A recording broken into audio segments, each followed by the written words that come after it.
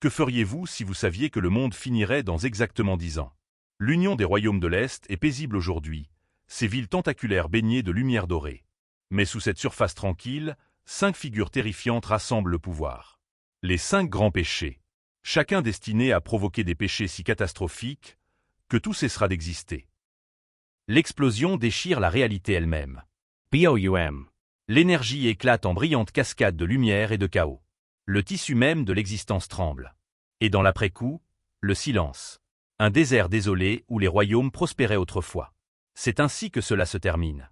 C'est ainsi que tout cesse d'exister. Pour empêcher l'apocalypse, un homme a fait un choix impossible. Les papiers volent comme des feuilles tombées alors qu'il contemple sa mission.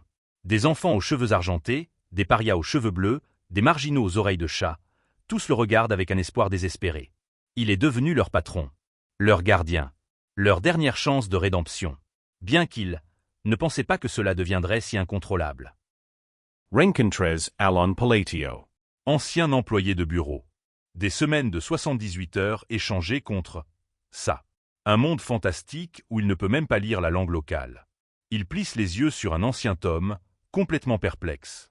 Son serviteur lui assène le coup fatal avec une précision implacable. Tu le tiens à l'envers. Même en tant que noble, il est apparemment illettré et impuissant. Mais les avantages? Incroyables. Le dîner est servi avec des mets somptueux qui lui mettent l'eau à la bouche. Des plats délicieux suivis de serviteurs préparant son bain, s'occupant de tous ses besoins. Wow. C'est incroyable, s'émerveille-t-il depuis sa baignoire luxueuse. Pourtant, la confusion le ronge. Où se trouve-t-il exactement? Dans quel monde a-t-il trébuché? La servante mentionne d'autres jeunes maîtres revenant demain, Léo et Tonio. Dorto, conseille-t-elle. Mais le nom le frappe comme un coup de tonnerre. Jeune maître, la famille Palateo, cela semble étrangement familier. Son visage marqué pâlit alors que la réalisation se fait. Crack. L'eau du bain tourbillonne violemment autour de lui alors que la panique s'installe. Ne me dites pas, suis-je à l'intérieur de Psychedelia? La réalisation le frappe comme un train de marchandises. C'est le RPG au tour par tour auquel il jouait pendant ses brutales journées de bureau, essayant de caser le jeu dans le peu de temps libre qu'il avait. Et il sait comment cette histoire se termine. Peu importe comment vous jouez, une fois que les 5 grands péchés apparaissent, tout s'effondre. Maison Palateo. Simplement une maison noble de voyous, comme le prétendent les autorités. Léo dans son costume blanc immaculé, Tonio en tenue décontractée, tous deux masqués, tous deux dangereux. Le prompt de Souquette se moque de lui, enquêté sur le manoir effrayant. Il fixe la cour somptueuse avec incrédulité. C'est une blague, n'est-ce pas? Mais l'architecture ornée autour de lui dit le contraire. Alon Palateo, 3e fils du comte Palateo, est assis seul dans sa chambre ombragée. Pourquoi fallait-il que ce soit lui? Un simple vilain secondaire, destiné à l'exploitation et à la mort. Il sera réduit en poussière dans 10 ans. Cela semble pire que l'enfer d'entreprise. Une larme roule sur sa joue. Comment un transmigrant n'a-t-il aucun privilège? Mais attendez, il connaît l'intrigue du jeu. C'est déjà ça. Un plan désespéré se forme. Ne pourrait-il pas simplement éliminer la source tôt? Si les 5 grands péchés sont encore des enfants, peut-être peuvent-ils être réformés. Solves. Détournés de leur sombre destin. Ils sont jeunes, malléables. Cela devrait être faisable, non? 2 mois plus tard, il regarde par sa fenêtre, réfléchissant à ses récentes missions de sauvetage dans des laboratoires obscurs. Evan ajuste son harnais, calme et capable. Le jeune maître loue ses capacités, comptant sur lui. Mais le garçon fronce les sourcils, les compliments sont difficiles à lire à travers cette expression vide. Comprehensible. Admet Evan. Le flashback révèle un passé plus expressif, maintenant remplacé par un contrôle émotionnel prudent. La confiance ne vient pas facilement dans ce monde dangereux. Le raid visait la filleutta. L'expérience mercenaire d'Evan l'a préparé à beaucoup de choses, mais rien de ce qu'il a vu. Cet enfant était différent. Sans précédent. L'homme à l'œil patché transpire nerveusement, sachant exactement ce qui la rend si dangereuse. Dans l'obscurité de la prison, le pouvoir rayonne de quelqu'un de bien trop jeune pour manier une telle force. 3 figures brisées se blottissent dans des chaînes. Parmi elles, une fille aux cheveux blancs flottants dont le pouvoir défie sa captivité. Alon ne comprend pas pourquoi elle choisit de rester captive. Pourquoi ne l'as-tu pas amenée? La question le touche profondément. Cela peut sembler de la négligence, admet-il, mais la laisser intacte fait partie de son plan plus vaste. Rencontres utia bloodia. Ses cheveux violets coulent comme une obscurité liquide, alors que son sourire monstrueux révèle des dents acérées comme des rasoirs. Elle est Bloodborne, une race qui s'unit à des entités d'un autre monde pour obtenir du pouvoir. Dans 10 ans, elle deviendra le péché de la colère. Une tueuse impitoyable réclamant des centaines de milliers de vies. Mais avec une bonne éducation, peut-être pourra-t-elle éviter ce destin. Ce n'est pas encore le bon moment. Les préoccupations d'Evan concernant le timing intrigue son jeune compagnon. Le secret et le soutien pour l'orphelinat doivent continuer. La mission exige de la patience, une orchestration minutieuse. Chaque mouvement est calculé. L'avenir de chaque enfant est en jeu compris, monseigneur. La confiance devient la fondation de leur entreprise impossible. Elle a souffert d'expériences horribles. Le traumatisme est profond, nécessitant une guérison douce plutôt que de la force. Dehors, des sabots résonnent alors que des messagers portent des lettres urgentes. Mais Talon se souvient de quelque chose de crucial. Une citation spécifique du jeu qui est apparue pendant l'arc du péché de la colère. Des mots qui pourraient tout changer. L'archevêque lève son bâton doré avec une autorité écrasante. Oh, péché de la colère, calme-toi. Le sang éclabousse la scène chaotique alors que la fille aux cheveux blancs se tord de douleur. La lune plane de manière sinistre au-dessus. Son cri désespéré résonne dans l'obscurité. Il est trop tard. Mais peut-être, juste peut-être, ne laisse-t-il pas. Slosh. L'attaque arrive rapidement et brutalement.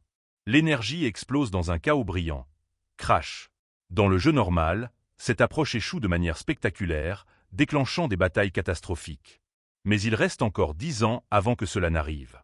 Le garçon épuisé envers examine les conséquences. 1 de moins, 4 à venir. Se lier d'amitié avec des monstres par de simples citations? Ridicule, mais efficace. Saisir les esprits des fanatiques s'avère impossible. La fille aux cheveux blancs reste immobile, tenant la lettre. Sa signature de mana défie la croyance, une enfant étrange sans émotion visible. L'homme à l'œil patché réagit avec une alarme visible. Vous avez dit que Laure Allon a envoyé cela? Le nom déclenche une inquiétude immédiate. Quel pouvoir ce nom porte-t-il?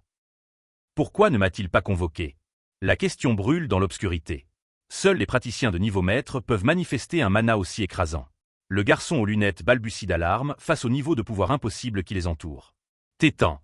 C'est vrai. Les pièces s'assemblent alors que l'énergie rouge tourbillonne de manière sinistre. Le timing, c'est tout. Je vois. La compréhension se fait sur la grande silhouette alors que des énergies chaotiques tourbillonnent entre eux. C'est un pacte que seul le véritable maître connaîtrait, murmure-t-elle avec une urgence désespérée. Des forces cosmiques s'alignent sous la lune rose alors que des vérités plus profondes émergent. Sa volonté guide tout. La connexion transcende la simple correspondance. Il s'agit de destin lui-même. Pendant ce temps, Eutia Bloodia berce sa poupée, ses cheveux roses flottants comme de la soie. La reine du sang, transformée par la compréhension. Dans la chambre d'Allon baignée de lune, la satisfaction l'envahit.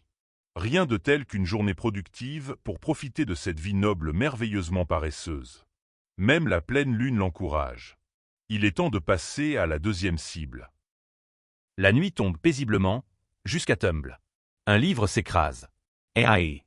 Evan grimace alors qu'il frappe son bras. À proximité, quelqu'un cherche frénétiquement à travers des textes éparpillés. Zut, ce n'est vraiment pas ici? L'urgence est palpable. Jeune maître, j'ai sauvé le 2e enfant comme commandé.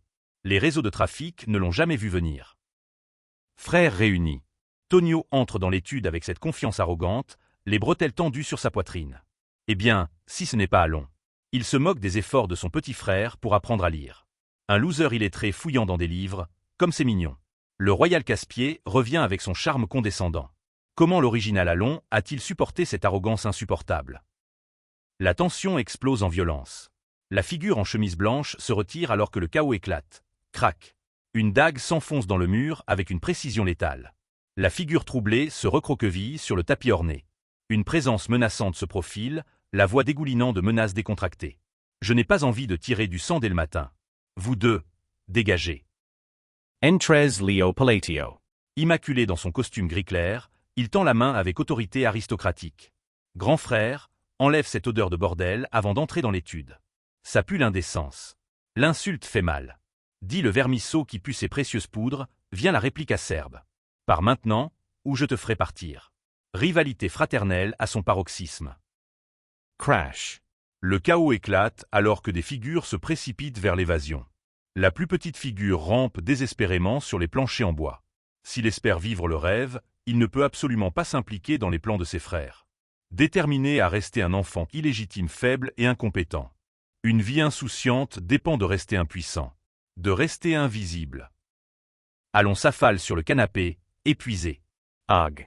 Tonio se tient avec un sourire satisfait à ses côtés, raffiné et insupportable. Cet enfant était plutôt bizarre, commente-t-il à propos des victimes récentes du trafic. Comment Tonio sait-il des expériences humaines à travers différentes régions? La connaissance est troublante. Il a l'air à peine vivant, observe Tonio avec une satisfaction cruelle. Frère, quel cauchemar. Bizarre, dis-tu? Plutôt apocalyptique.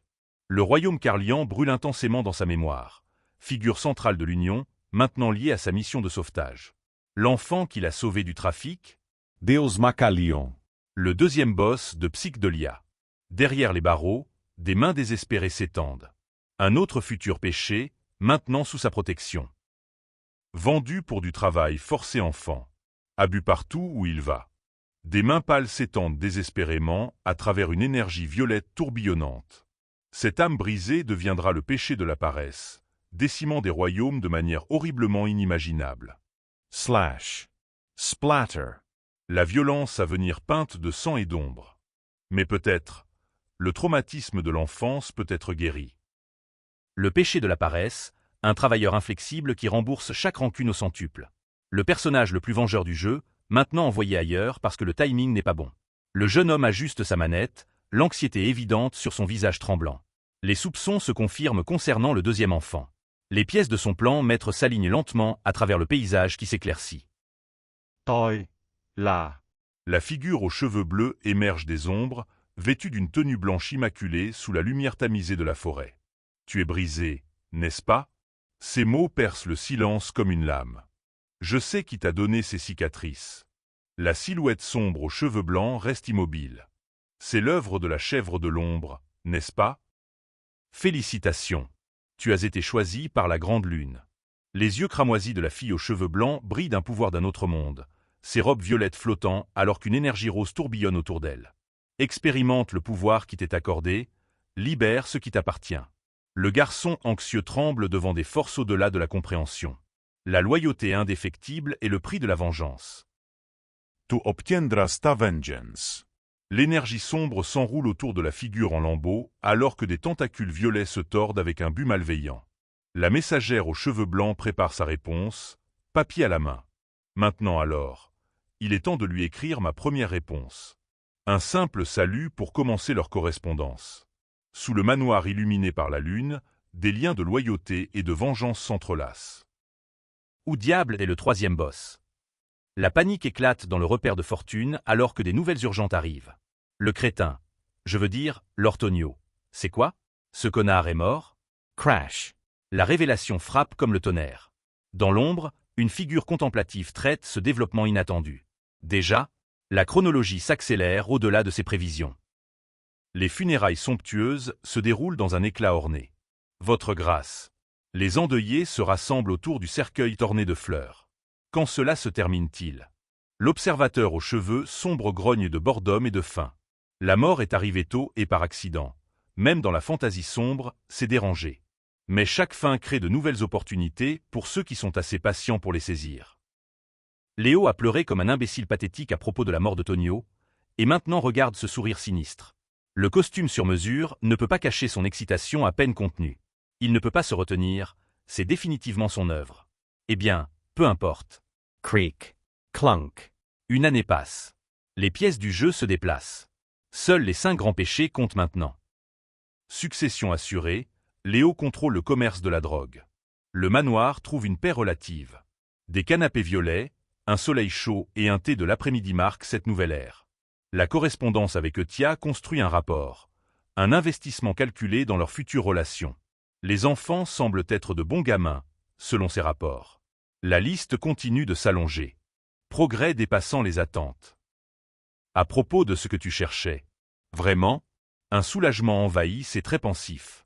La guilde de l'intelligence a trouvé un indice. Un ancien tome concernant le troisième boss. Sa main se lève vers son menton en contemplation. Enfin, j'arrive, troisième boss. Quelle soirée délicieuse cela s'annonce. Les pièces s'alignent parfaitement. Aak. Le sang éclabousse, splat. La zone de distribution de drogue de Margot devient un champ de bataille.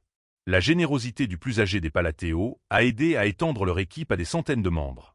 Mais le succès engendre le danger. Eh non. Ma main, elle bouge toute seule. La panique se répand alors que le contrôle échappe. Quand les fils de marionnettes se resserrent, même les marionnettistes deviennent des victimes. Aidez-moi. Le cri frénétique de Léo résonne à travers l'allée pavée. La figure armée d'une épée ne montre aucune pitié. Tyrer. Ak. La lame atteint sa cible. Poignard. Estop. Ugg. L'angoisse déforme ses traits alors que l'acier perce la chair. Splash. Le sang s'accumule dans l'ombre. Les fils d'une autre marionnette, enfin coupés. Encore une fois, un excellent spectacle de marionnettes. La liste des patrons s'allonge à chaque représentation. Des fils violets dansent entre les doigts du manipulateur aux cheveux sombres alors qu'il questionne le sens de ses actions. Y a-t-il un sens? Pourquoi les pitiés tuent? Demande l'observateur aux cheveux blancs.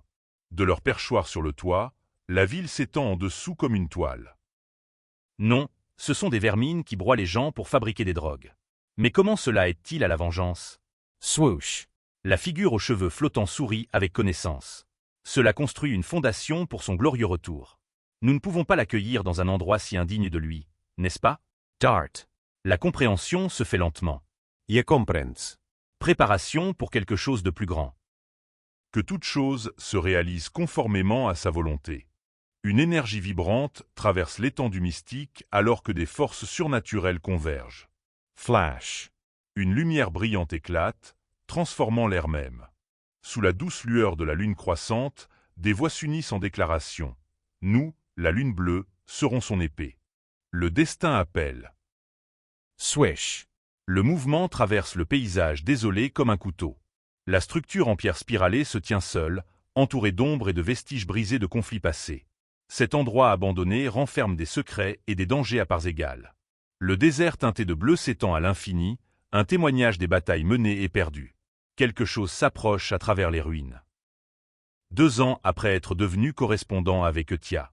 Le manoir élégant brille sous un ciel bleu éclatant. Ouf, ouf, où est-il? Ewan cherche frénétiquement à travers de grands couloirs, sa robe sombre flottant. Groan. Clack. Une porte s'ouvre. Wow, Ewan. Tu m'as fait peur. Le soulagement et la surprise se mêlent alors que maître et serviteur se retrouvent de manière inattendue.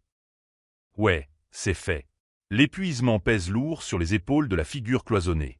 C'est un tel soulagement. Son compagnon encourage le repos après avoir réussi à récupérer 3 péchés de divers endroits.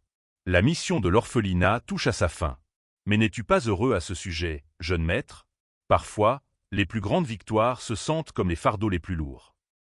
Regarde, je souris, déclare-t-il avec une malice espiègle, le doigt pressé contre ses lèvres. Bien sûr que tu le hais, vient la réponse sarcastique. Sous le soleil éclatant, les bras s'étirent paresseusement avant de s'affaler sur l'herbe douce. Tout se passe si bien, dépassant toutes les attentes. Mais des ombres se profilent à l'horizon. Les bosses de Psychedelia sont devenus les 5 grands péchés. Comment ça se passe à l'orphelinat? Comme d'habitude, tout va bien. Des mains ombreuses s'étendent depuis des passés traumatiques, mais la guérison continue. Les enfants semblaient autrefois être des coquilles brisées de leur véritable selve, mais ils se sont éclaircis pas mal. L'espoir fleurit là où le désespoir a autrefois sévi.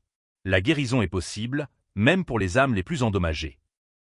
Dans les jardins luxuriants devant leur manoir, 2 figures réfléchissent à leur réalisation.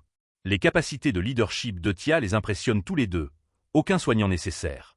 C'est une gamine plutôt décente, gérant les autres avec une autorité naturelle. La lettre contient des mises à jour positives sur la santé et le développement de chacun. Sous la lumière dorée du soleil, l'espoir et la détermination s'entrelacent. Mais cela suffira-t-il à changer le destin lui-même? Dans des jardins où les fleurs s'épanouissent avec espoir, 2 silhouettes partagent un moment de profonde réflexion. L'homme aux cheveux bruns rayonne de fierté en voyant les enfants s'épanouir. Mais son compagnon ombragé porte un fardeau plus lourd. Lorsqu'on lui demande s'il compte rencontrer les enfants en personne, la vérité tranche comme la glace. Il n'a jamais l'intention de les rencontrer. Jamais. Les souvenirs de ce qu'ils sont devenus, les péchés primaux, le hantent encore. Sous un ciel lumineux, la détermination brûle dans des yeux sombres. Le jeune homme réfléchit à sa croissance dans ce monde fantastique, la magie crépitant autour de ses doigts. 5 ans. C'est le temps qu'il estime avant d'être vraiment prêt. Son compagnon l'observe avec soutien alors que l'énergie magique tourbillonne. Mais la confiance lutte contre la peur. Les enfants sont-ils vraiment aussi en sécurité qu'ils le croient? Ou l'obscurité rôde-t-elle encore dans leur cœur? Le monde de Blue se brise alors que la réalité s'effondre. L'énergie crépite de manière sinistre autour de lui alors que la silhouette en robe parle d'une organisation notoire, ciblant les nobles sans pitié. Les cheveux violets de Blue encadrent un visage tordu par le désespoir. Il n'en avait jamais entendu parler dans le jeu, mais cela n'a plus d'importance maintenant.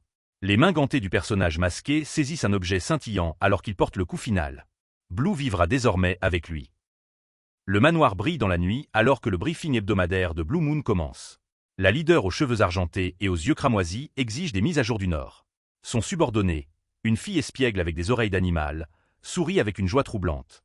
Elle les a tous cueillis, annonce-t-elle joyeusement. Toutes les têtes des trafiquants d'êtres humains. Sang et brutalité déguisés derrière des sourires innocents. C'est l'efficacité terrifiante de Blue Moon. Dans des chambres ombragées, les cheveux verts de René captent la lumière tamisée alors qu'elle rapporte son succès. Aucune trace laissée, chaque cadavre dissous sans preuve. Son sourire satisfait révèle une efficacité glaçante. Elle avait envisagé d'épargner des vies selon la couleur des yeux, mais personne n'a deviné correctement.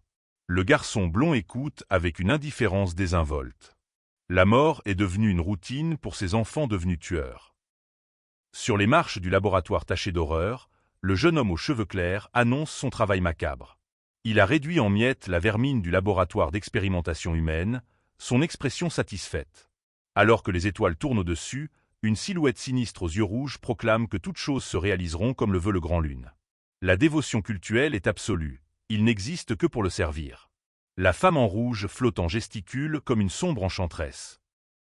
Sous des cieux étoilés, les cheveux blancs de Blue Moon flottent comme des rayons de lune alors que la tension crépite dans l'air. Ils discutent de la tête d'Avalon, le fils aîné du porteur de la lune. Mais un problème menace leur monde parfait. Les yeux rouges de Blue Moon s'illuminent d'inquiétude alors qu'elle traite l'information troublante. La tête d'Avalon cible le Grand Lune lui-même. Une note dangereuse confirme leur pire crainte. Des révélations sombres se déroulent alors que les personnages traitent le plan sinistre. Une note révèle le schéma. Une fois le comptage est mort, empoisonner discrètement le troisième. Le blond en orange comprend les implications. Des couleurs rouges explosent à travers la scène alors que les yeux du personnage aux cheveux blancs s'embrassent d'intensité. C'est vrai, déclare-t-elle. 2 ans plus tard, dans une grande salle funéraire, le comte Palaeo est décédé. Le jeu de succession commence. Dans l'après-funérailles solennel, l'aîné à la barbe grise délivre son rapport troublant. L'infarctus était la cause officielle, mais le comte fumait des drogues jusqu'à son dernier souffle. La mention de Blue Moon envoie des ondulations d'inquiétude à travers le rassemblement. Une attaque surprise a frappé la nuit dernière. Le plus révélateur de tout, personne ne pleurait le décès du comte. Des pas vides résonnent dans des couloirs creux. Dans la salle élaborée, l'incertitude plane dans l'air.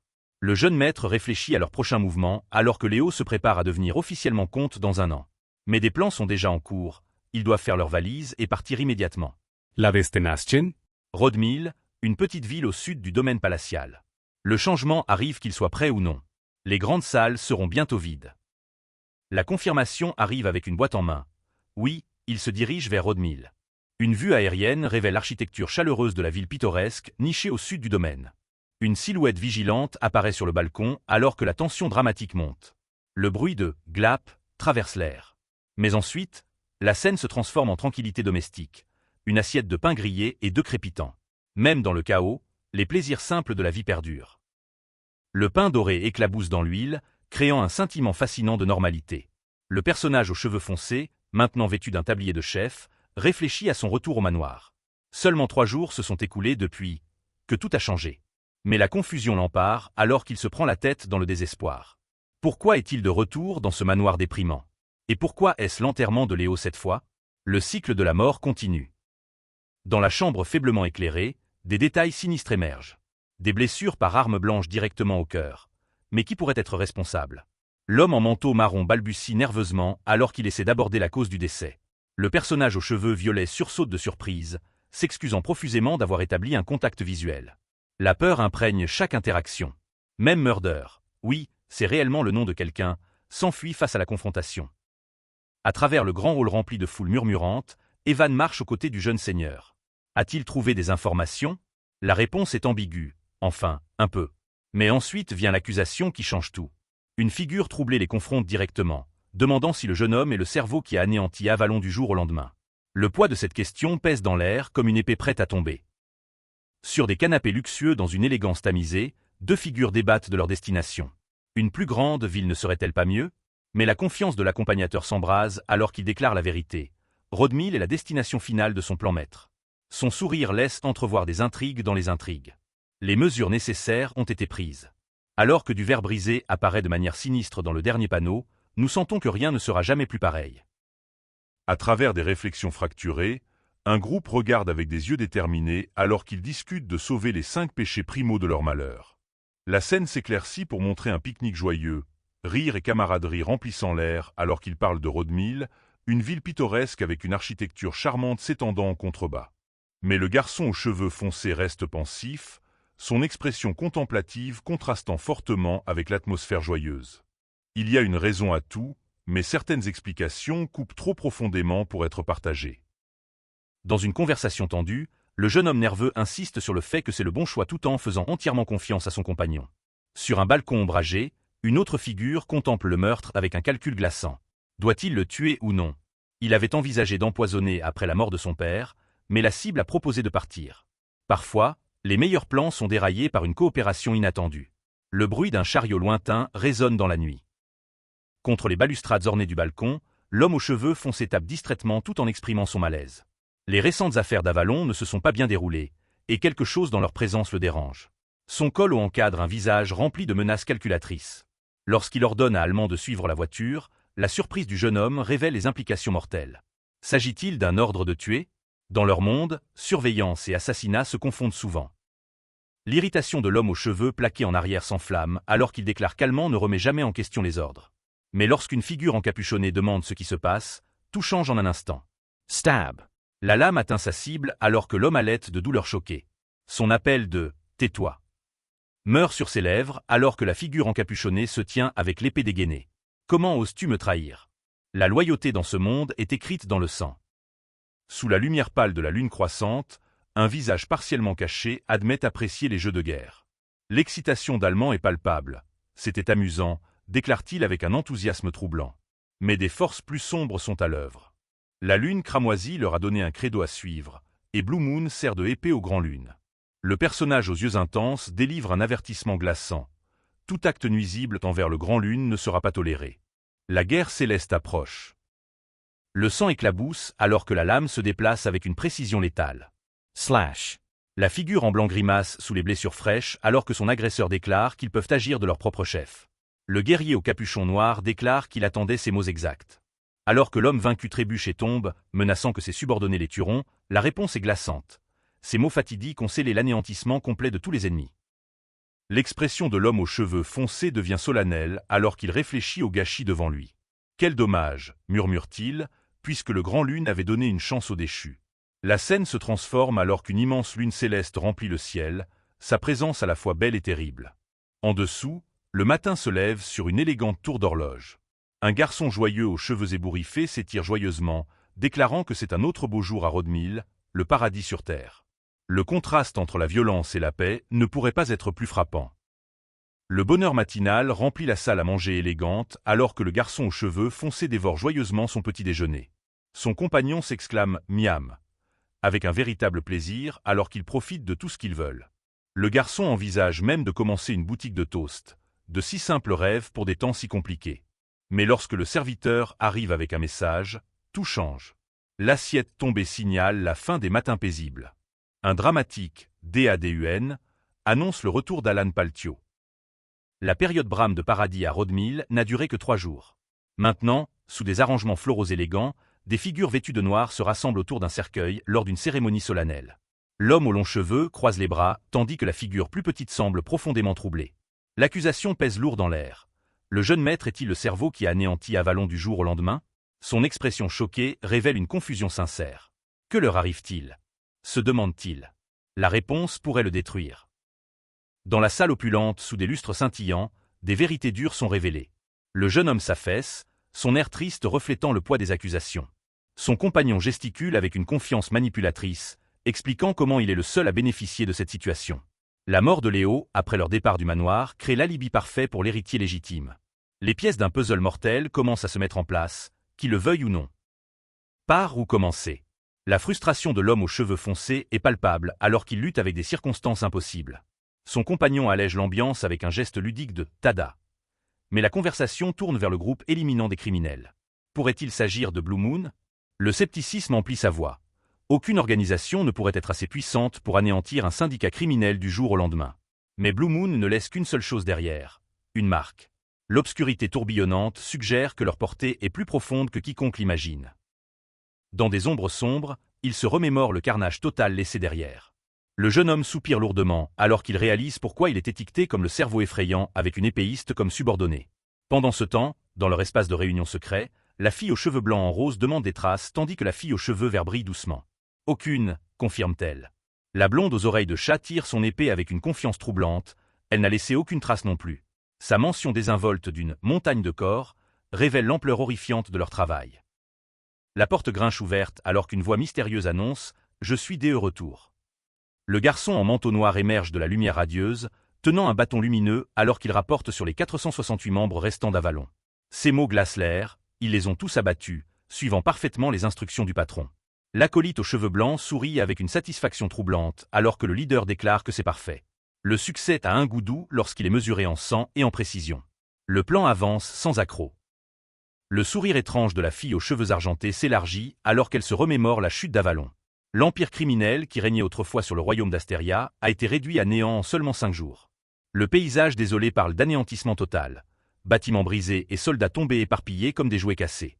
Mais lorsque la figure encapuchonnée demande ce qu'elle veut dire, son document révèle que leur travail n'est pas terminé. D'autres nobles liés à Avalon restent. La chasse continue.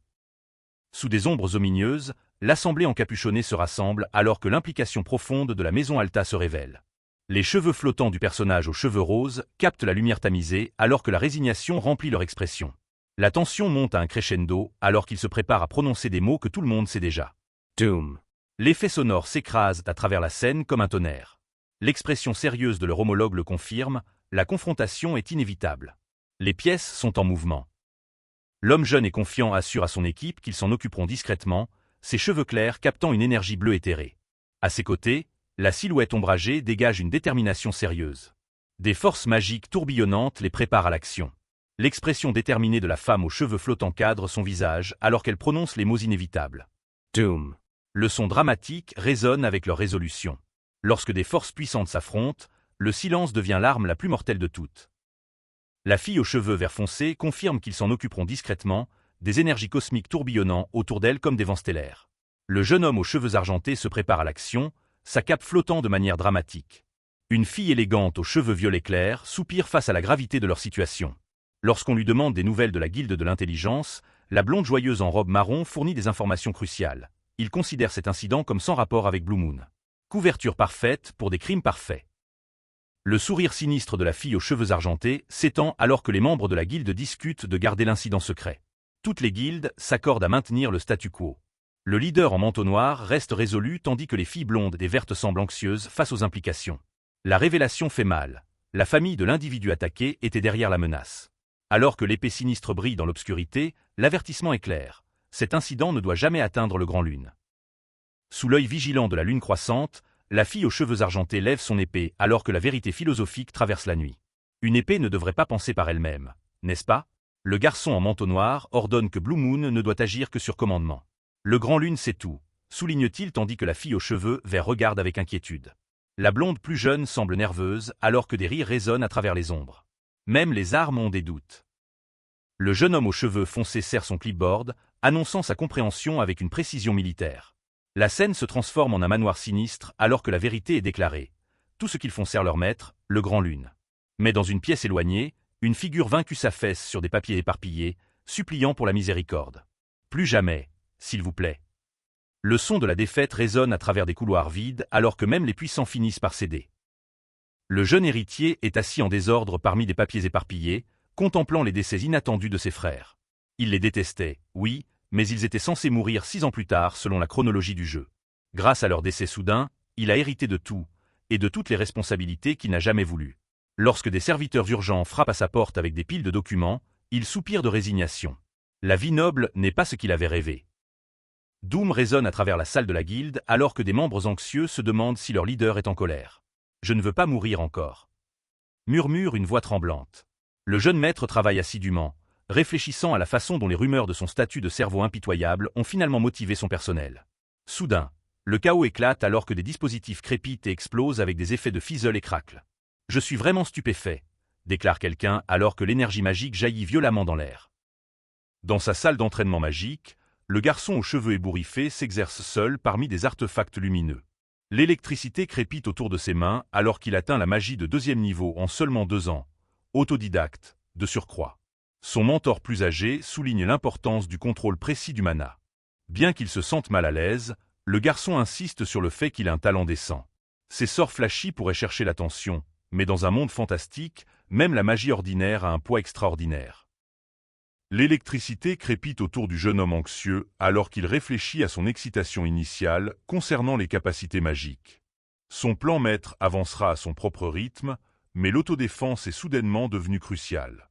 Se tenant dans l'espace faiblement éclairé avec des livres éparpillés autour, une terrible réalisation se profile. Son monologue intérieur devient autodénigrant alors qu'il reconnaît son noyau de mana inadéquat. L'outline humanoïde lumineux contraste fortement avec ses sentiments d'inadéquation. Le jeune homme en costume formel contemple son minuscule noyau de mana avec une profonde déception, une figure ombragée se tenant derrière lui comme son propre inadéquat manifesté. Mais ensuite, il se souvient, il y a un moyen de contourner cette limitation. Son humeur change alors qu'il s'assoit dans la pièce chaleureusement éclairée avec son compagnon, discutant d'une invitation inattendue. Le bal ? Sa réponse étonnée révèle à quel point il est mal préparé pour les attentes de la société noble. Sous des lustres scintillants dans le plus grand bal de la partie sud d'Astéria, le jeune homme aux cheveux foncés en uniforme militaire marine se sent déjà épuisé. Des couples élégamment habillés dansent autour de lui alors qu'il réfléchit au bal de saison où les nobles se rassemblent pour socialiser. Malgré sa fatigue, la détermination brille dans ses yeux. Il devrait profiter de cette opportunité pour se faire des amis parmi la noblesse. Mais sa réputation de cerveau redoutable l'aidera-t-elle ou l'entravera-t-elle dans ses ambitions sociales? Le couloir formel devient une scène pour des rencontres maladroites alors que le garçon aux cheveux noirs salue nerveusement les autres. Son timide « bonjour » se transforme rapidement en « aïe » alors que des figures imposantes s'approchent. Le garçon confiant en uniforme bleu et or et la fille posée dans sa robe majestueuse créent une présence intimidante. Un autre personnage essaie d'alléger l'ambiance, étouffant un rire tout en conseillant de ne pas le prendre personnellement. Le froncement de sourcils du garçon suggère que sa fierté est blessée malgré ses dénégations. Dans des environs somptueux, le jeune homme aux cheveux ébouriffés s'adresse à des critiques invisibles avec une détermination défiant. Il sait qu'il pourrait se moquer de lui pour son manque de dignité, mais il est venu préparé. Son plan secret consiste à briser les barrières de préjugés avec des compétences sociales impressionnantes pratiquées en privé. La femme élégante en robe marron savoure le goût intrigant et l'arôme captivant de son vin. Son sourire confiant révèle une ruse sous l'anxiété alors que les vers s'entrechoquent en arrière-plan, intensifiant la tension dramatique. Dans la salle de banquet ornée, le regret assombrit les traits du jeune homme alors qu'il réalise que son plan a échoué. Le serviteur nerveux transpire abondamment, clairement anxieux face aux implications de la situation. Lorsqu'un autre personnage déclare qu'il va dire à son père de préparer quelque chose d'urgence et s'enfuit, son ami ne peut que balbutier de l'incrédulité. Des observateurs ricanants commentent sur quelqu'un étant extrêmement timide tout en discutant d'articles de luxe rares. L'atmosphère mélange tension et subtil humour alors que les dynamiques sociales se déroulent de manière imprévisible. Le jeune homme réfléchit amèrement à sa réputation notoire. Le nom Palateo était devenu plus infâme qu'il ne l'imaginait grâce aux frères voyous qu'il avait supposément éliminés. Des murmures le suivent partout, faisant de lui la personne numéro 1 à éviter. Temps pour socialiser. La femme aux cheveux rouges frappants avec des tatouages élégants observe alors qu'il décide de prendre l'air. Sur le balcon serein, il respire profondément, sentant le poids de sa réputation écraser ses ambitions sociales. Dans le décor nocturne, Le garçon aux cheveux noirs en manteau formel se demande où tout a mal tourné. Son expression troublée reflète une profonde contemplation jusqu'à ce qu'une voix polie interrompe. « Puis-je vous parler un moment ?» La surprise illumine son visage alors qu'il halète de reconnaissance. Quelqu'un s'approchetait-il réellement de lui en premier? Alors qu'il se prépare nerveusement à se présenter, l'anticipation et la tension remplissent l'air nocturne autour de cette rencontre inattendue. Dans l'élégance ornée de fleurs, Loria Altia se présente comme la troisième fille du duc Altia. Ses cheveux auburn flottent gracieusement alors qu'elle se tient avec assurance dans sa cape verte et sa robe traditionnelle. Le jeune homme aux cheveux foncés fixe avec une curiosité intense, sa réalisation sarcastique perçant la nuit. « Alta? Oh, je vois comment c'est. La famille Altia, connue sous le nom de voleurs du Nord. » Son observation sarcastique se révèle prophétique. Personne ne s'approchant de lui en premier ne serait normal. La confusion et le désarroi assombrissent les traits du jeune homme alors qu'il se demande pourquoi il ne se souvient pas de cette fille dans le jeu. Ses yeux écarquillés et son front plissé révèlent un véritable choc face à cet oubli. La fille aux cheveux bruns avec son ornement floral semble anxieuse mais déterminée alors qu'elle déclare qu'elle parlera franchement. L'urgence de sa demande de force crée une atmosphère de présage. Sa révélation sur le fait d'être assassinée transforme bientôt le cadre élégant en quelque chose de bien plus dangereux. Sur le balcon surplombant le bal illuminé, la vérité désastreuse se dévoile. La fille avec de délicates dentelles et des accessoires floraux révèle qu'elle a survécu jusqu'ici en tant que fille de la maîtresse du duc, une position précaire offrant une protection limitée. L'inquiétude du jeune homme s'intensifie alors qu'il apprend que ses sœurs cibleront bientôt sa vie. L'atmosphère paisible du soir contraste fortement avec l'urgence de l'assassinat imminent. Dans ce monde d'intrigues nobles, les liens familiaux se révèlent souvent plus mortels que les lames ennemies. Sous le ciel crépusculaire, le garçon aux cheveux noirs réfléchit avec regret. Pas étonnant qu'il ne l'ait jamais vue dans le jeu. Elle était déjà morte à ce moment-là. Lorsqu'elle propose de l'aider avec ses pouvoirs, suggérant un bénéfice mutuel, sa réponse tranche comme la glace « Je refuse respectueusement ». Son expression troublée révèle le poids de son impuissance. Même lorsqu'elle offre la moitié du domaine Alta en compensation, il reste ferme. Le faux espoir serait plus cruel qu'un refus honnête. Parfois, s'éloigner est la coupure la plus douce de toutes. Dans le somptueux bal, Loria Altia se tient gracieusement dans sa robe verte élégante, ses cheveux auburn ornés de délicates fleurs. L'homme aux cheveux foncés à ses côtés expire profondément, son uniforme formel portant un insigne de rang. Malgré la tension entre eux, Loria offre un encouragement doux. « De bonnes choses viendront à vous », promet-elle. Mais une voix murmure depuis l'ombre, Altia s'est approchée de la grande lune. Des silhouettes sombres se réunissent dans l'ombre, leurs voix urgentes de conspiration. Une figure encapuchonnée exige qu'ils informent la lune cramoisie de la fortune annoncée. Mais un autre n'est pas d'accord. Cette chose n'est pas liée à Avalon. Le reste des Altis sera éradiqué, déclare-t-il froidement. Alors qu'il se concentre sur le maintien du secret d'un incident passé, la fille envers écoute. Quelle terrible vérité cache-t-il? Dans le grand bal sous des lustres scintillants, notre protagoniste aux cheveux foncés se sent complètement isolé. Tout le monde m'évite comme la peste, réalise-t-il avec une anxiété croissante. Puis, une femme frappante en robe rouge riche s'approche, son couvre-chef en plume captant la lumière. « Bonsoir », salue-t-elle avec un sourire éclatant. Son cœur s'emballe. Est-ce enfin sa chance de se mêler aux nobles? L'atmosphère formelle se poursuit alors que Lady Kayla, élégante avec ses cheveux rouges et son éventail, exprime sa déception. Elle s'attendait à être approchée en premier pour une conversation, son statut commandant un tel respect. L'homme nerveux reconnaît immédiatement sa renommée. Mais sous cette danse sociale, des forces plus sombres s'agitent. Dans l'ombre d'Astéria, 3 factions puissantes émergent, Altia du Nord, Palateo de l'Est et la famille Genonia à l'Ouest. Kalia révèle la vérité derrière la réputation de sa famille.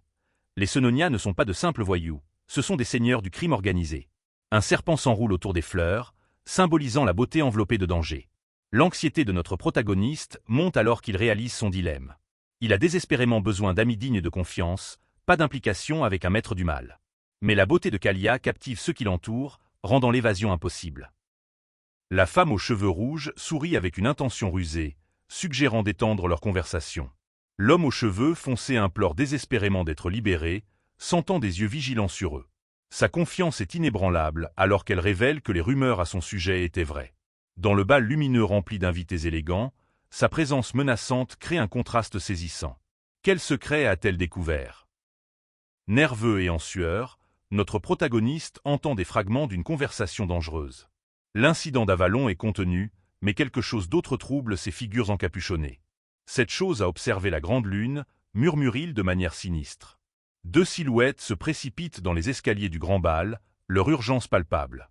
Une voix d'en haut remet en question sa confiance. L'ombre dont il parle, elle le remplit d'effroi. Au fond d'un ravin luxuriant où des rochers imposants disparaissent dans l'obscurité couverte de mousse, deux figures encapuchonnées se tiennent à la frontière du mystère. C'est ici l'endroit qu'il cherchait. Il fait jour, pourtant l'entrée semble étrangement sombre, comme si la lumière elle-même craignait d'entrer. Son véritable objectif se trouve à l'intérieur. Le labyrinthe des murmures l'attend, et il se souvient à quel point il l'a facilement trouvé dans le jeu. À l'intérieur de la chambre mystique, des inscriptions bleues lumineuses couvrent le sol comme des secrets anciens manifestés. Après avoir résolu des énigmes dans 8 chambres différentes, il se tient devant sa récompense, un artefact rare d'une immense puissance. La porte du labyrinthe se dresse devant eux, son design complexe plus époustouflant en réalité que dans n'importe quel jeu. Son compagnon admire le soin apporté à l'artisanat, mais quelque chose de bien plus grand les attend. L'homme aux cheveux foncés se demande comment son compagnon connaissait cet endroit secret. La réponse est décontractée mais troublante. Il y vient souvent, malgré son air joyeux. Ne rigole pas avec ce visage, vient la réprimande acerbe. Un bruit de craquement fort brise la tension, et soudain la chambre se remplit d'ombres monstrueuses et d'obscurité tourbillonnante. Le véritable danger ne fait que commencer.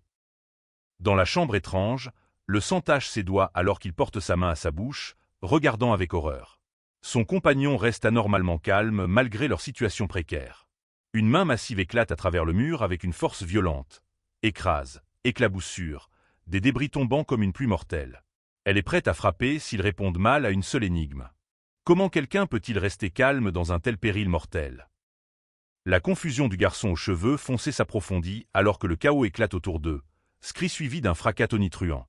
4 ans qu'il sert son maître énigmatique, pourtant des mystères persistent.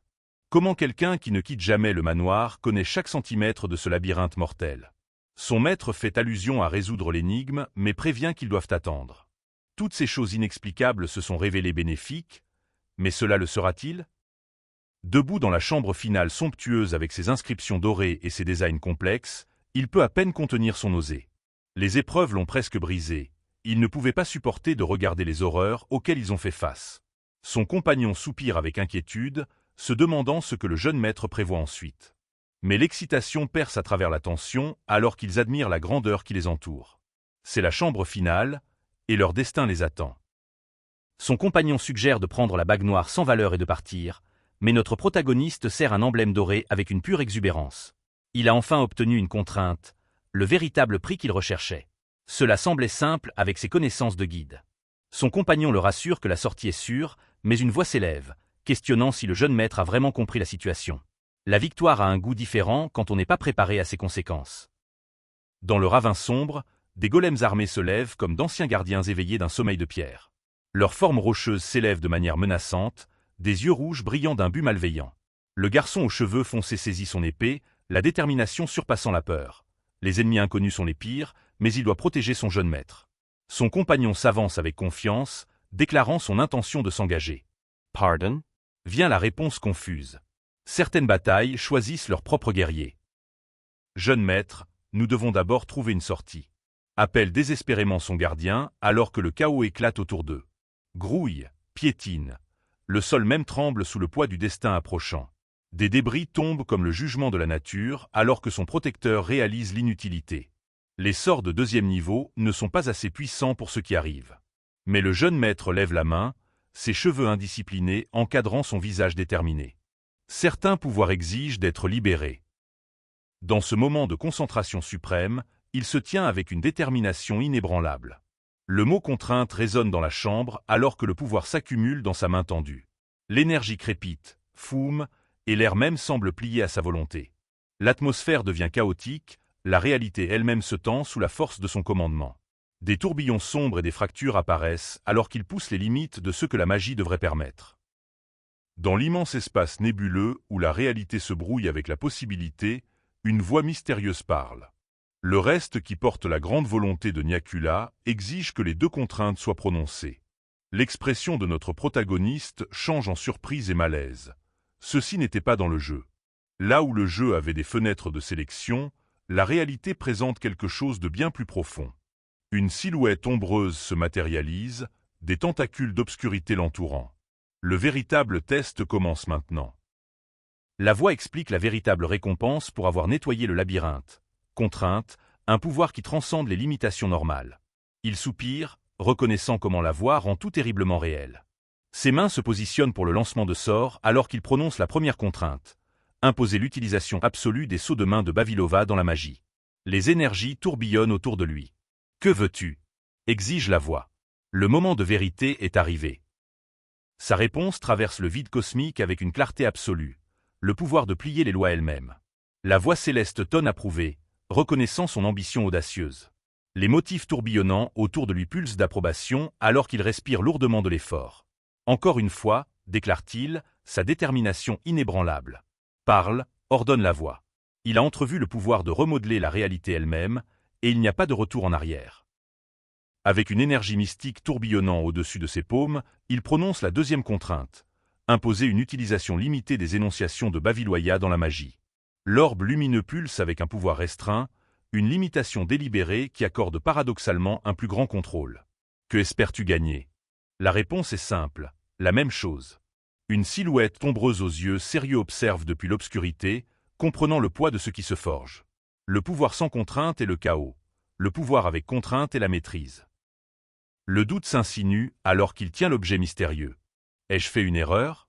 Il a parfaitement copié l'icône de compétence, choisi des sauts de main et des énonciations pour maximiser son attaque magique. Ses connaissances en jeu sont profondes. Chaque saut de main, chaque énonciation mémorisée à travers d'innombrables parties. Cela doit fonctionner pour moi, pense-t-il désespérément.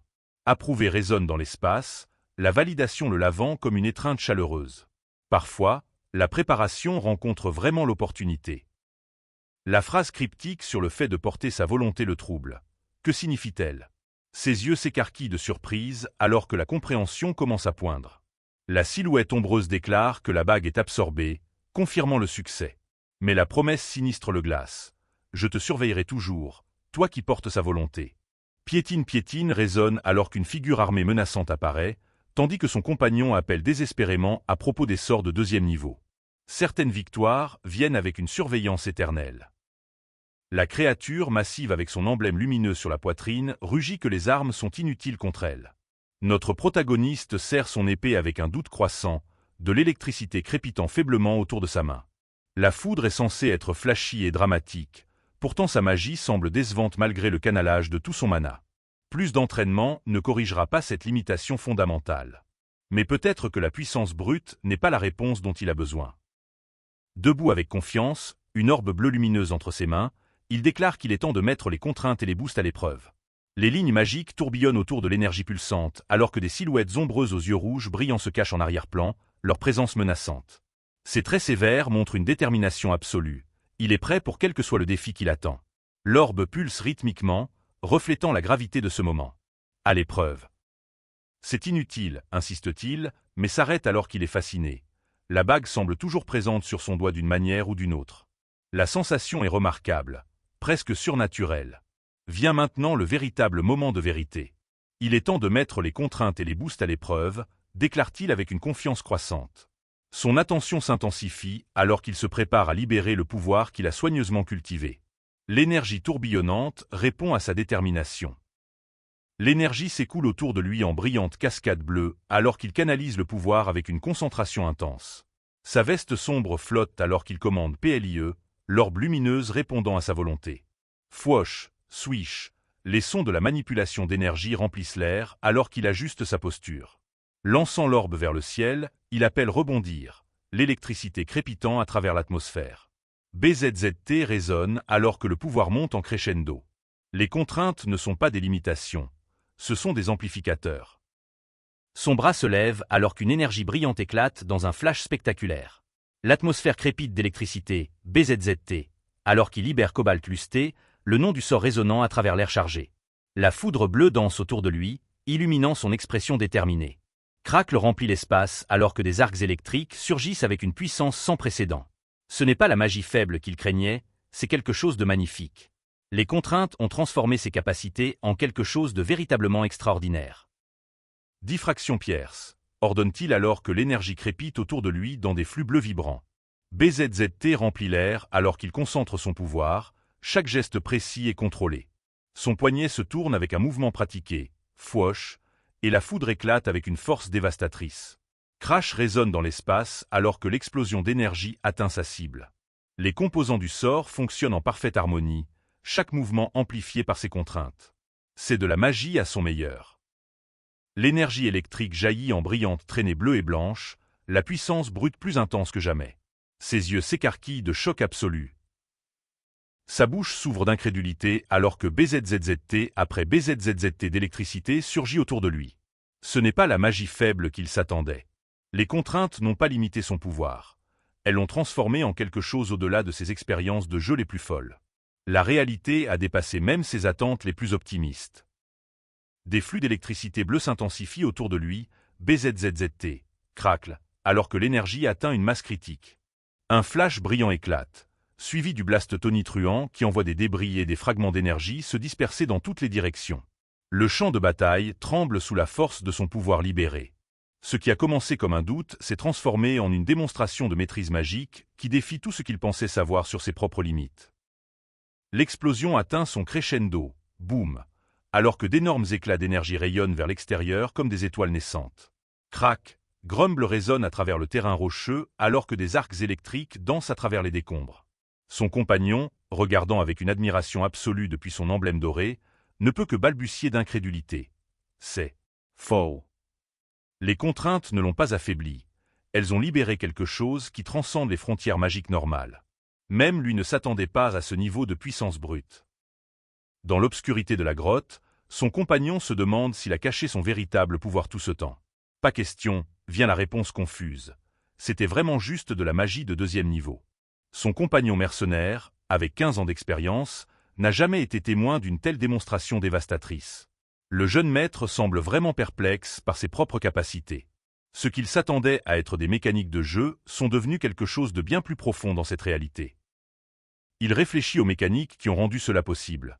Le système au tour par tour de Psychedelia lui a permis d'utiliser 4 énonciations et sauts de main pour booster la chaîne de foudre pendant 5 tours de puissance.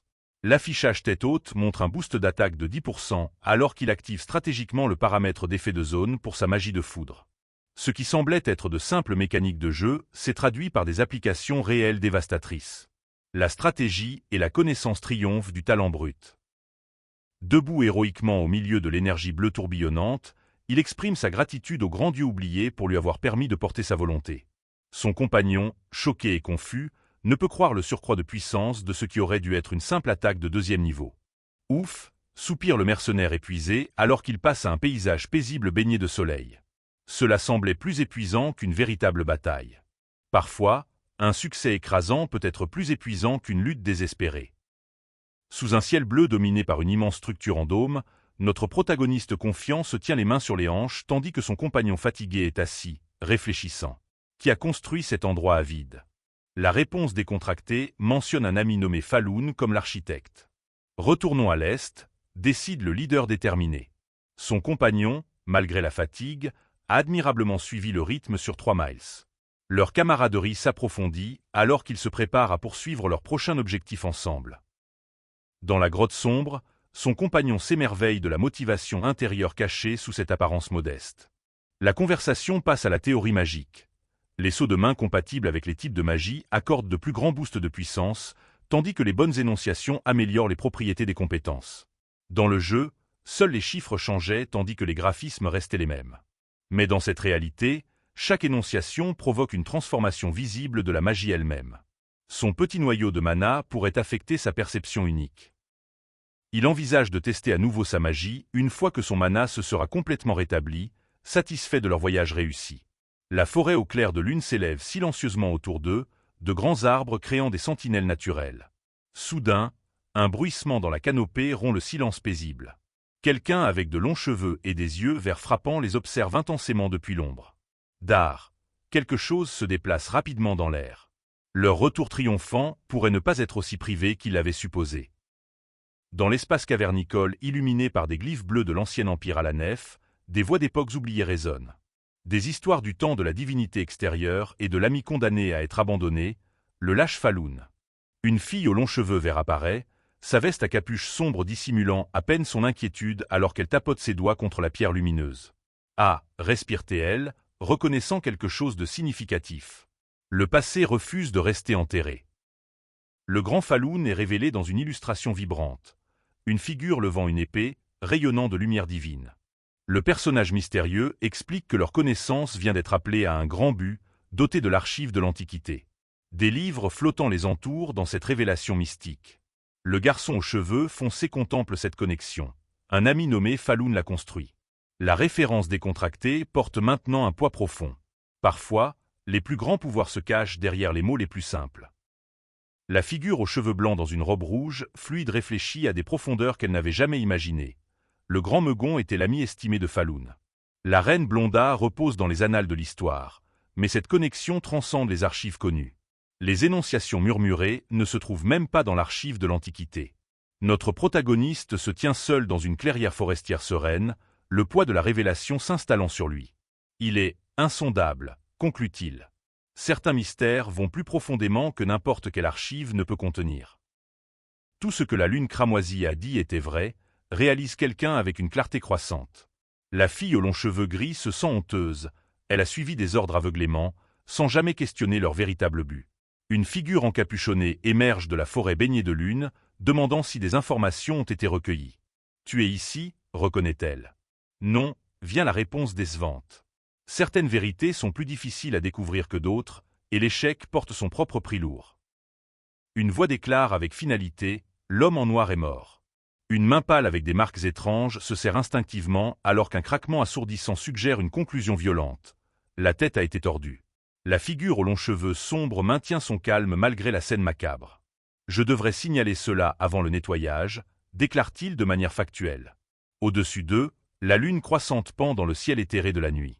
D'art, quelqu'un se déplace avec un but urgent à travers l'obscurité.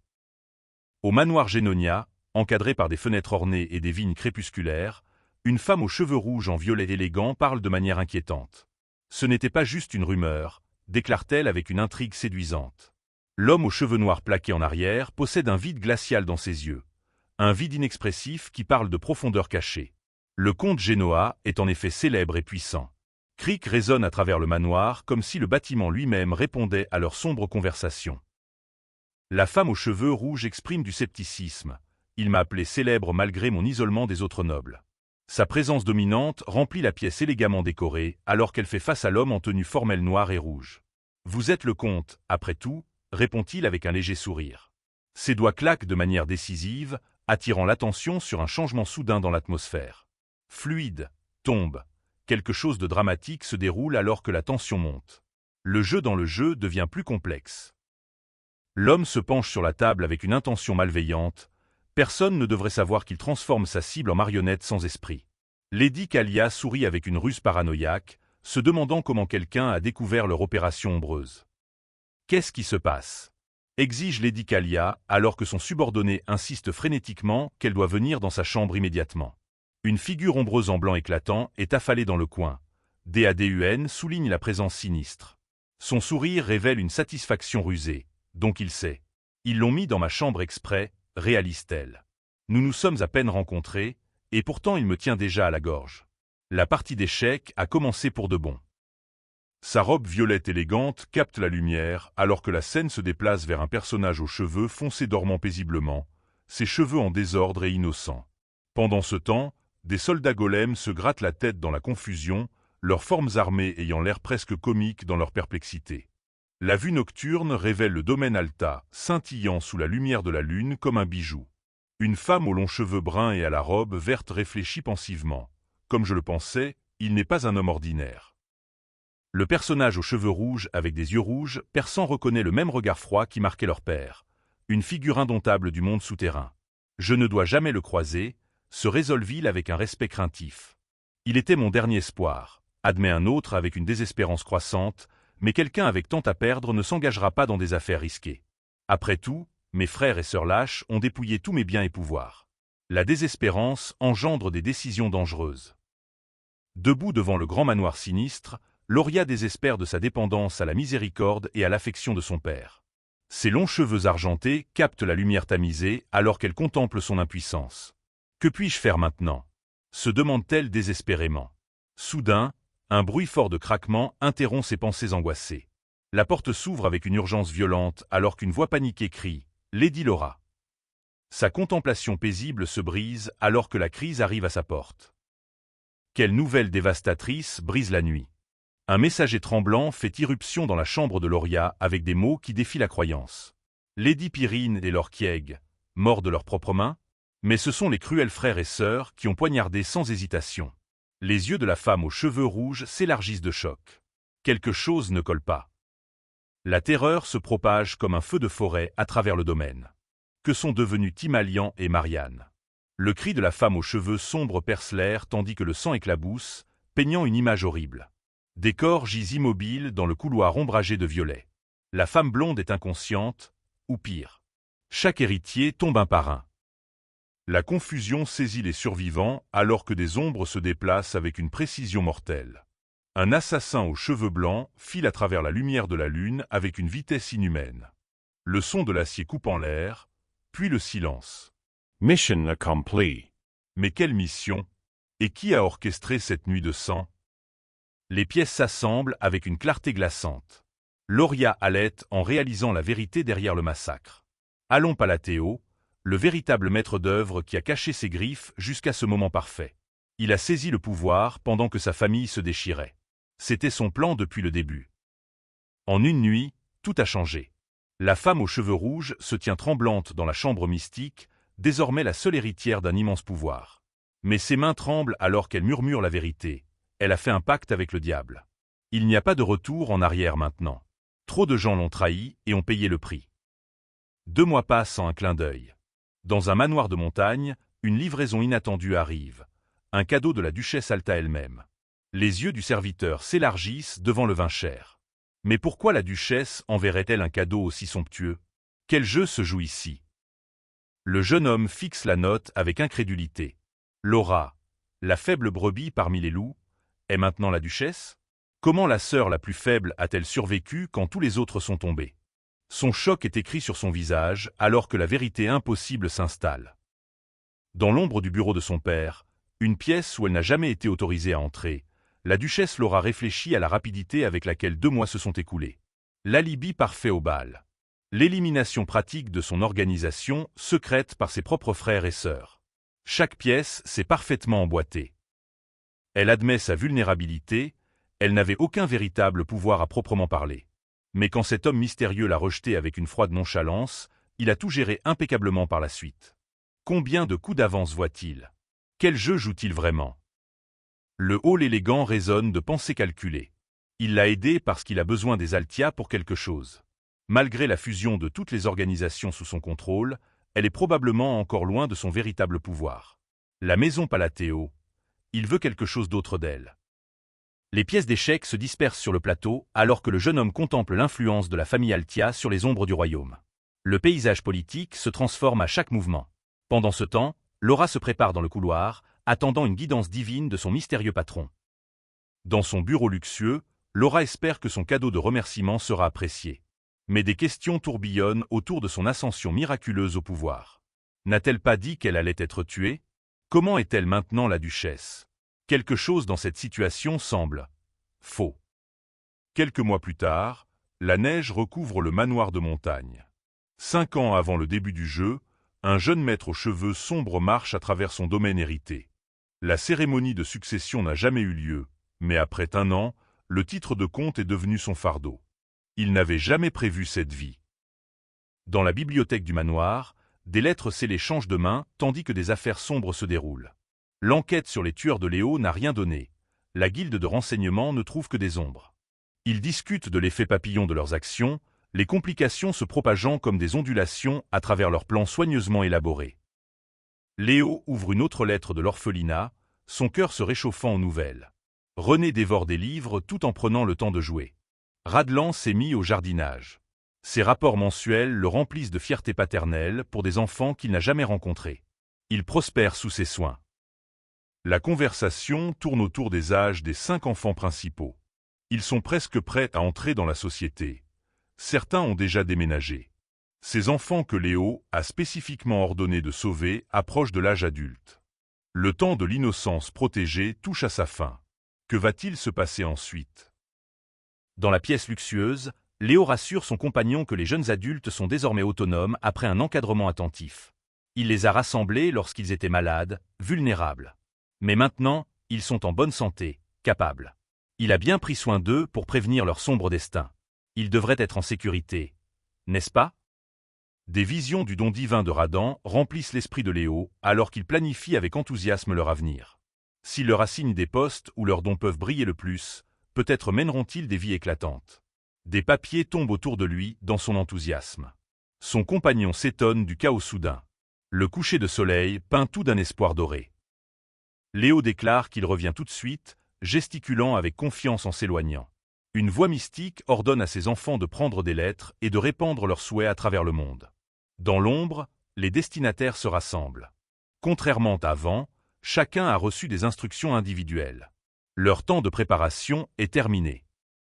Dans la chambre faiblement éclairée, ils prennent conscience de leur nouvelle réalité. Lettres individuelles, missions individuelles. La fille blonde tourne avec une excitation nerveuse, tandis que les autres contemplent le poids de leurs chemins séparés. Le leader aux cheveux blancs confirme ce qu'ils ressentent tous. Tout a changé. Elitan tient la précieuse correspondance alors que la tension remplit la pièce. Seule elle avait lu ces lettres auparavant. Maintenant, il leur a confié des instructions individuelles. Le membre aux cheveux bleus exprime leur anxiété collective. Peuvent-ils vraiment gérer une communication directe avec leur patron? Les détails de la mission laissent présager un travail dangereux à venir. Des questions sur la sécurité et les méthodes de communication surgissent, mais la réponse les glace jusqu'aux os. Ont-ils oublié leur place? Ils sont des suiveurs. Ils n'existent que pour obéir. La froide finalité de ces mots s'installe sur le groupe comme un linceul. L'excitation monte alors qu'ils se préparent à lire leurs nouvelles ordres. Calibur, la nation des chevaliers. Le royaume désert de Colon. Ranta, la ville du divertissement. Chaque destination promet des défis différents, des rôles différents à jouer. Le monde attend leurs missions individuelles. Le leader aux cheveux argentés s'assure que tout le monde comprend ses tâches. Ordre de chevaliers, présent attendant aux destinations, soutien promis pour leur voyage. Mais ensuite vient l'avertissement crucial. Blue Moon ne doit jamais être mentionné à moins que leur patron ne l'évoque d'abord. La règle qui pourrait signifier la vie ou la mort. La scène passe de la chambre tendue à la lumière paisible filtrant à travers les feuilles. L'expression sérieuse de la femme aux cheveux argentés cède la place à des espaces extérieurs sereins où des figures en manteau sombre marchent vers un avenir incertain. Le calme avant la tempête de leur voyage séparé. 3 mois plus tard, Léo est assis, frustré, à son bureau encombré, incapable de trouver des références magiques dans des textes anciens. Son enquête sur les assassins de Léo a complètement stagné. La guilde de renseignement ne trouve rien. Même Laura, qui aurait dû mourir tôt, est devenue duchesse à la place. La chronologie est en train de changer. Léo prend une décision glaçante, cesser d'enquêter sur les assassins. Ne pas savoir est une bénédiction quand on traite avec des gens qui restent en dehors des radars de tout le monde. Il a commencé la recherche par précaution, mais si cela le fait tuer, il ne veut pas en faire partie. Certains mystères sont trop dangereux à résoudre. S'il ne les approche pas en premier, ils n'ont aucune raison de lui faire du mal. Léo passe à des nouvelles plus brillantes. Deus a été fait chevalier à Caliburn. 3 mois passent, et des nouvelles encore plus incroyables arrivent. Deus a formé son propre ordre de chevalerie. Un succès au-delà de toutes les attentes. Assis dans le parc ensoleillé, Léo traite des nouvelles choquantes. Deus est déjà au-dessus du niveau expert. Les maîtres chevaliers sont les légendaires épées de Caliburn, des guerriers surhumains. 6 mois plus tard, les rapports deviennent encore plus incroyables. Le talent naturel de Deus défie toutes les attentes. Les yeux de Léo s'élargissent dans son bureau moderne alors que des nouvelles bouleversantes arrivent. Deus a été promu à l'un des 5 épées de Caliburn, un maître chevalier. Mais seuls les maîtres d'épée sont censés occuper de telles positions, non? Les maîtres d'épée sont des surhumains littéraux. Qu'est devenu Deus? Des visions de guerriers légendaires remplissent l'air, des titans musclés avec des capacités surnaturelles. Deus n'est pas techniquement un maître d'épée encore, manquant de la capacité de dérivation. Mais il a vaincu la 4e épée en combat et a gagné le titre quand même. Caliburn avait besoin de remplacer un maître chevalier perdu face aux barbares du Nord. Maîtriser le contrôle du mana prend des années de dévouement.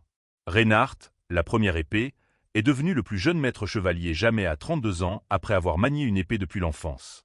Même avec un talent ridicule, cela lui a pris plus de 20 ans. Pourtant, Deus a atteint un statut comparable en seulement un an. Impossible. À moins que...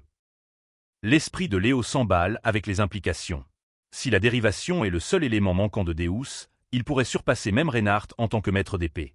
Peut-être que Léo recevra des remerciements pour ce résultat incroyable, ou peut-être pas. La pile de lettres sur son bureau lui rappelle combien de peu de gratitude il reçoit. Léo admet se sentir blessé par le manque de gratitude des enfants pour ses cadeaux. Son ami lui donne une tape amicale dans le dos, l'incitant à sortir de sa mélancolie. Debout près de la fenêtre baignée de lumière, Léo trouve du réconfort en sachant que les enfants vont bien. Au moins, il les a empêchés de devenir des monstres destructeurs. Dans la grande salle du château avec des vitraux colorés, des gardes musclés se tiennent prêts alors que Deus rit doucement pour lui-même.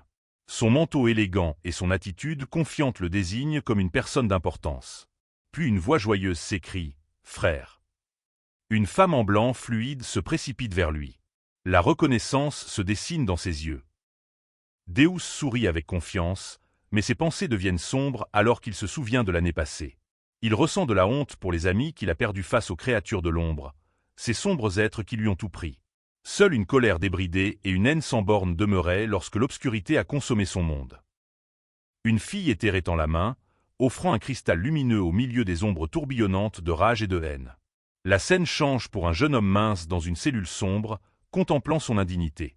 La grande lune l'a sauvé, mais cela seul ne suffisait pas à gagner sa loyauté complète. Un garçon se tient en admiration devant une figure aux cheveux blancs flottants et aux robes sombres, un être d'immense pouvoir. La scène change pour Deus réfléchissant à des années de mission dangereuse de Blue Moon, poussé par la promesse de vengeance. Il ne se souciait pas de sa sécurité, seulement de renforcer sa force pour affronter les sombres un jour.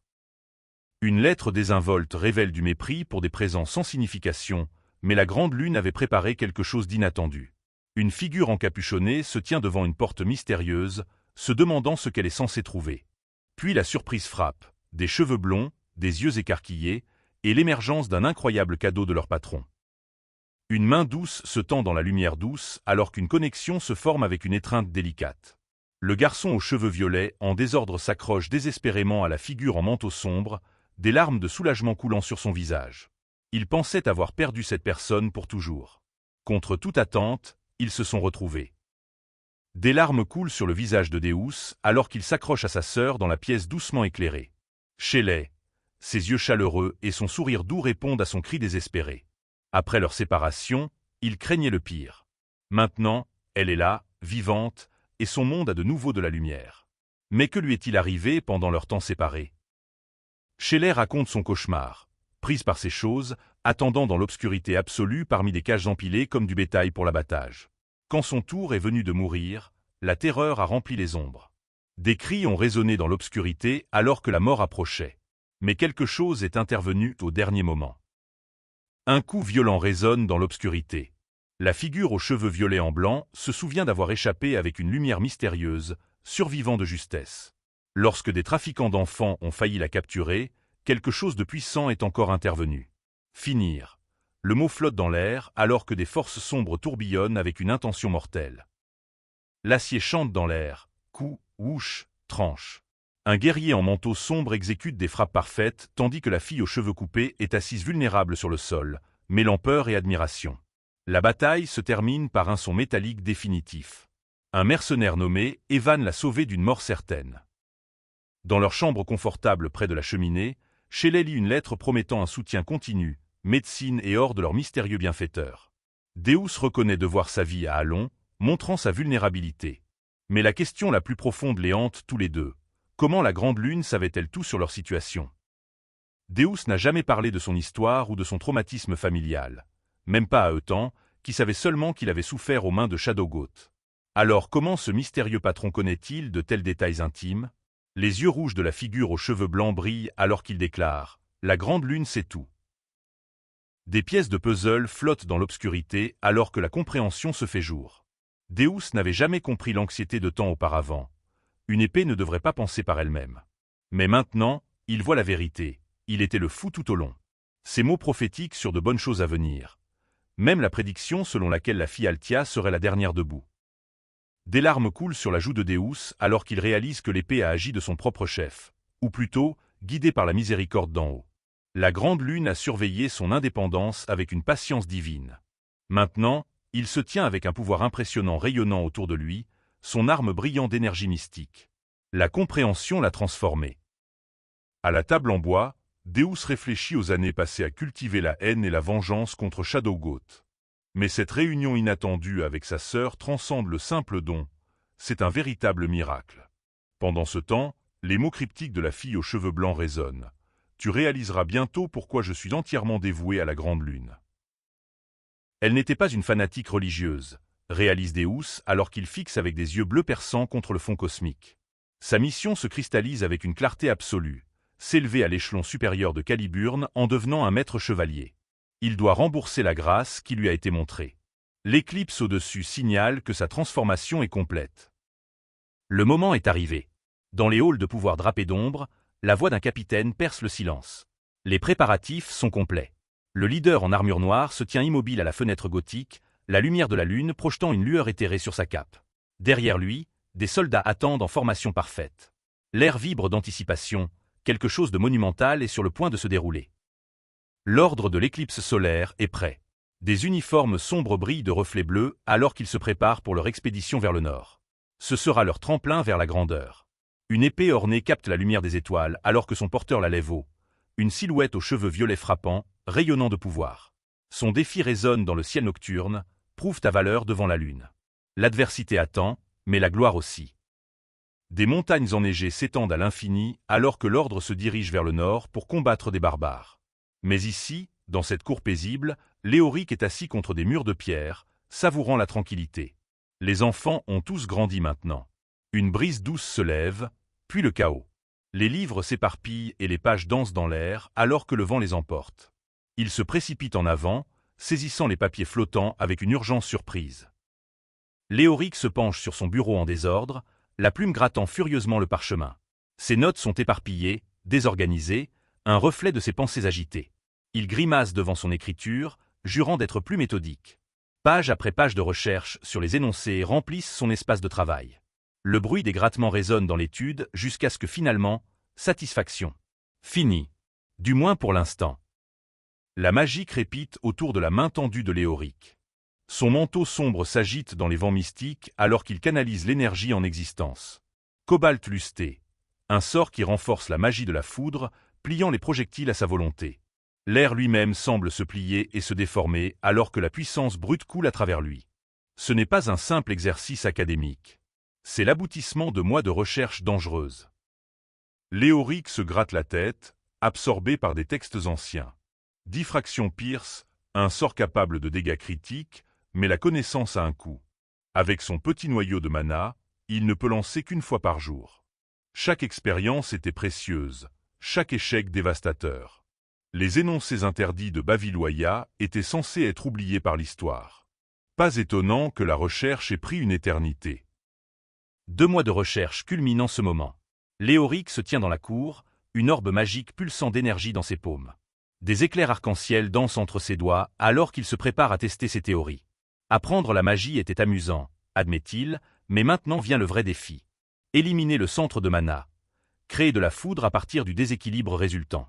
Son cœur bat d'anticipation. Dans le champ ouvert, Léoric commence son incantation. Ce sort faible et inutile, mais attendez.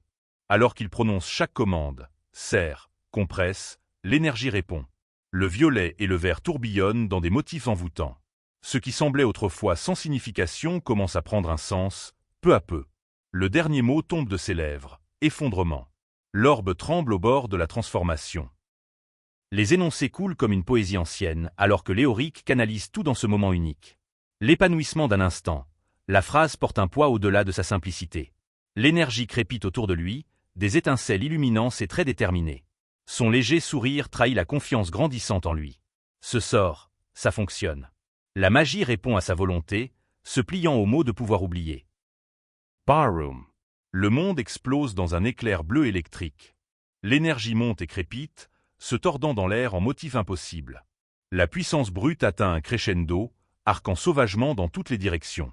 Ce n'est pas juste de la magie, c'est quelque chose de bien plus dangereux. L'air même semble crier alors que des forces au-delà de la compréhension normale déchirent la réalité elle-même. Boum! La cour explose alors que l'énergie électrique déchire les murs de pierre. Léoric regarde avec émerveillement alors que son sort réussit au-delà de toutes les attentes. Ainsi, l'ordre des énoncés compte, une découverte cruciale presque perdue dans des tentatives échouées. Quand il a essayé effondrement en premier, rien ne s'est passé. Mais maintenant il a débloqué quelque chose qui aurait dû rester enfoui dans l'histoire oubliée. C'est impossible.